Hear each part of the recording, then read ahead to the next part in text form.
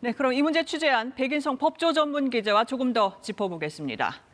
백 기자, 이 고 박주원 학생 어머니가 어렵게 지난 얘기를 풀어주셨습니다. 그런데 당시에 검찰과 경찰 조사에서 학교 폭력이 없었다고 결론이 나왔어요. 이유가 뭡니까?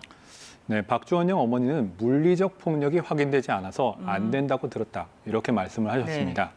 그런데 확인해 봤더니 경찰에서는 일부 기소 의견으로 송치가 됐고 검찰에서는 증거 불충분으로 무혐의 처분했습니다. 물론 폭력이 확인되면 확실히 처벌이 가능하겠지만 없더라도 모욕이나 명예훼손 같은 혐의로 처벌이 가능한데 19세 미만 학생들의 경우에는 소년 보호 재판을 받게 됩니다. 네. 그런데 일반 형사 재판에 비해서 소년 재판은 사실을 인정하는 절차가 엄격하지 않은 편입니다. 그래서 수사기관이 학교 폭력 사건의 증거를 수집하는 데는 다소 미온적이다. 이런 지적이 여전합니다. 따돌림 사건 성격상 동료 학생들이 적극적인 증언을 하기 어려웠을 거라는 지적도 있습니다. 그렇군요.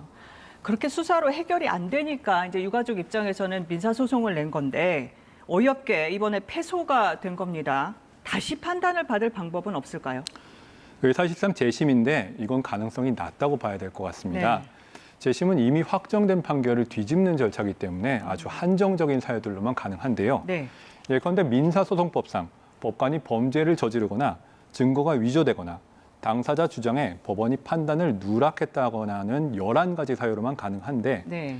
이 사안에서는 변호인의 소송 불출석이라는 사유로 확정이 된 것이기 때문에 열거된 재심 사유에 해당되지 않을 가능성이 큽니다. 그 사유가 안 된다는 거죠. 네. 그렇다면 유족은 구제받을 방법이 없는 겁니까, 아예? 이 간접적으로는 가능한데요. 네. 예컨대 법무법인이나 변호사를 상대로 손해배상 청구 소송을 낼 수가 있습니다. 네. 소송 대리인은 성실하게 의뢰인의 권리를 보호해야 하는데 그러지 못했다는 계약 위반 주장 가능해 보입니다. 2015년에도 이번 경우와 비슷한 사건이 있었는데요.